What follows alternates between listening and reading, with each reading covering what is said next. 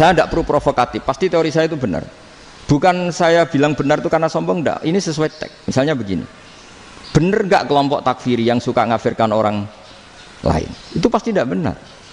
Logikanya gampang.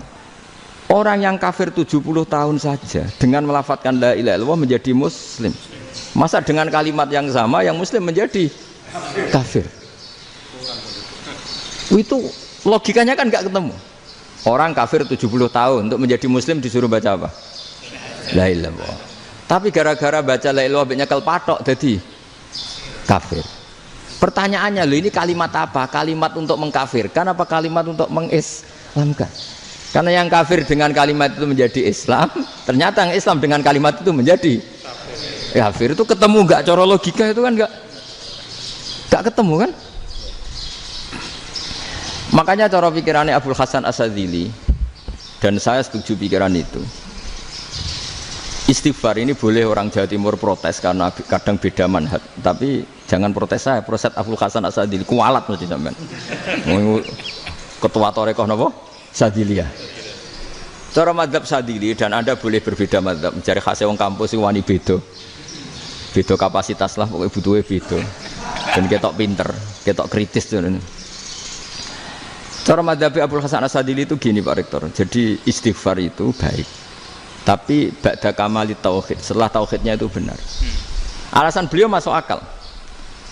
Ketika ada ayat fa'alam annahu la ilaha illallah wastaghfir li dzambik.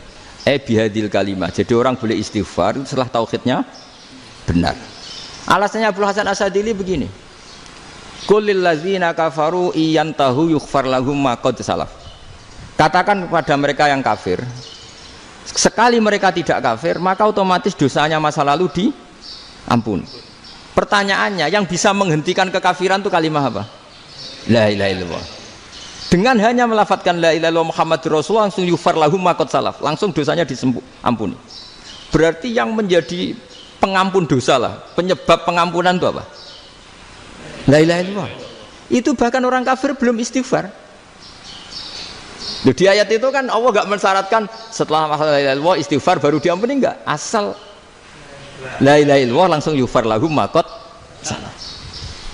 Saya ulang lagi ya, jelas ya. Jadi kulil ladzina kafaru iyantahu yughfar lahum ma qad. Nah sekarang iyantahu, mereka berhenti dari kafirnya. Syaratnya pakai apa?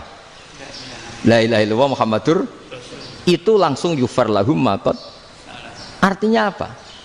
Ghufranullah itu bisa didapat hanya dengan mujarrodut tauhid, yaitu hanya dengan melafadzkan kalimat thayyibah.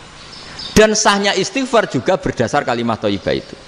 Misalnya gini, orang kafir sebelum Islam melafadzkan astaghfirullah, astaghfirullah, astaghfirullah, kira-kira diterima enggak? Enggak kan? Karena syaratnya istighfar ba'dat tauhid. Nah makanya dalam madzhab Sadzili istighfar itu setelah la ilaha illallah. Karena cara pandang ya seperti itu. Jadi fa'alam annahu la ilaha illallah wastaghfir li dzambi. Jadi dengan kebenaran tauhid saja ini sudah cukup kita insya Allah layak diampuni. Karena innallaha la yaghfiru ayyusyraka bihi wa yaghfiru ma duna dzalika liman yasha. Jadi orang yang tauhidnya benar itu bisa diampuni Allah asal tauhidnya benar. Itu Allah ngendikan liman yasha wa yaghfiru ma duna dzalika liman yasha. Dawe Imam Suyuti walam yakun liman yastaghfir. Jadi orang yang bertauhid secara benar meskipun gak sempat istighfar itu tetap potensi diampuni.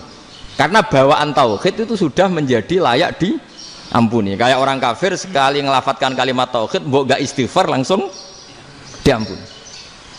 Nah, karena melihat seperti itu terus orang berlomba-lomba memperbanyak jumlah ngelafadzkan la ilaha illallah. Jadi kita yang alim, kita semua, saya tidak bilang saya, kita termasuk yang di pinggir-pinggir saya ngaku alim ora masalah lah soalnya. Kita semua yang alim-alim itu tahu bahwa la ilaha illallah itu super. Sudah bawaannya tauhid, juga punya kelayakan diampuni. Nah, kemudian nasib kita agak sial. Malah kalimat ini dituduh bid'ah, dituduh khurafat. Mergo Nabi enggak pernah tahlilan, Nabi enggak pernah. Nabi enggak pernah tahlilan, kalau diartikan Nabi ora tau maca la ilaha illallah, enak gak kalimat ini. Nah, ini provokatif ini. Jadi ini sudahlah keanehan-keanehan ini kita terima karena ciri utama wali, ciri utama ulama itu wa'udhu fisabili, harus pernah disakiti. Jadi kalau Unisma sakit kalau dituduh apa? Dituduh bid'ah itu berarti belum calon ulama. Calon ulama itu wa'udhu fisabili, harus disakiti. Jadi kalau kamu disalahpahami itu ya harus santai. Termasuk provokatif tadi. Iya, termasuk provokatif tadi. Termasuk diatur tadi itu.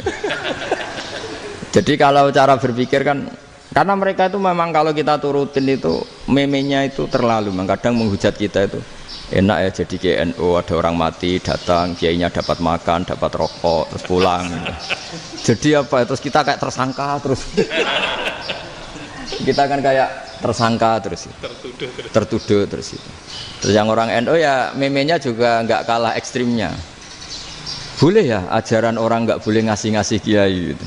Berarti boleh dong ajaran kikir. Jadi memang kadang apa ya, cangkem elek lah bahasa kasarnya itu.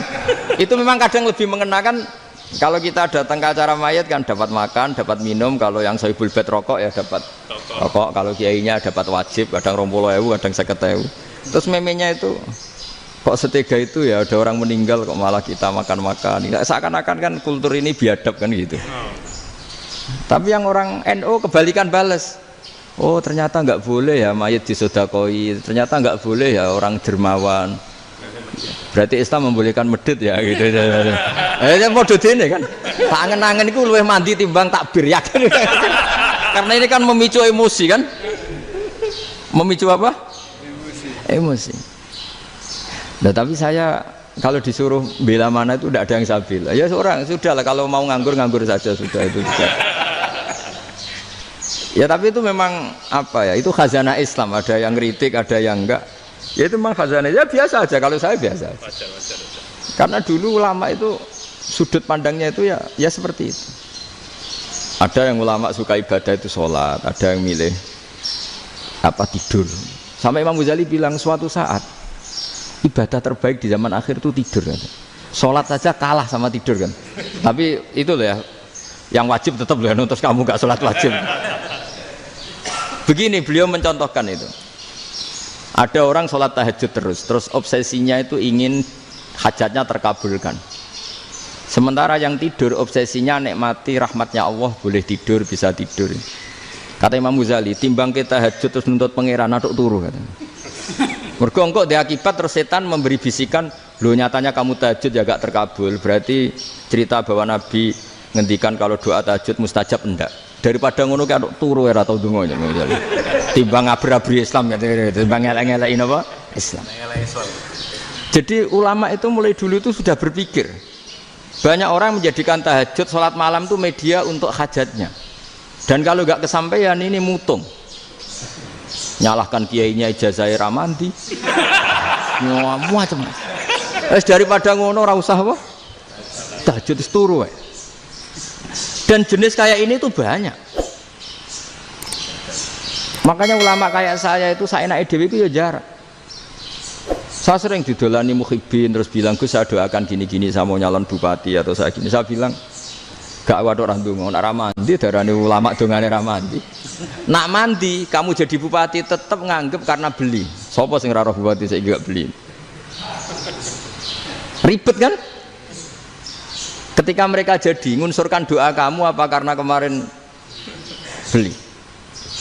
Yang beli maksudnya nggak beli nggak usah tersinggung. Jadi ribet ngadepin. Nggak artinya gini loh, doa itu jangan dipakai begitu loh. Kalau minta nasihat tak nasihati jadi bupati yang baik, gubernur yang kalau minta doa itu resikonya. Akhirnya kiai kalau diminta doa ya doa sebenarnya diisinya itu gak doa kemenangan. Selamat. Itu nggak selamat gitu. Karena ribet. Makanya Islam itu doa itu setelah iman. Aturan iman benar baru doa. Aturan iman benar termasuk Allah itu yaf'alu ma yasha, boleh melakukan yang dikehendaki. Allah nggak boleh terdikte oleh doa kita, nggak boleh. Ya saya ulang lagi ya, mazhab Hasan Asyadzili ini khas kita. Jadi la ilaha illallah itu didahulukan sebelum istighfar. Tapi kebalikannya mazhab Imam Sanusi itu dibalik. La ilaha illallah itu kalimat yang sakral. Karena yang sakral dibutuhkan muqaddimah, yaitu yang melafadzkan harus yang sudah bersih, yang sudah steril baru melafadzkan la ilaha illallah. Maka dalam mazhab Sanusiyah istighfar dulu baru la ilaha illallah.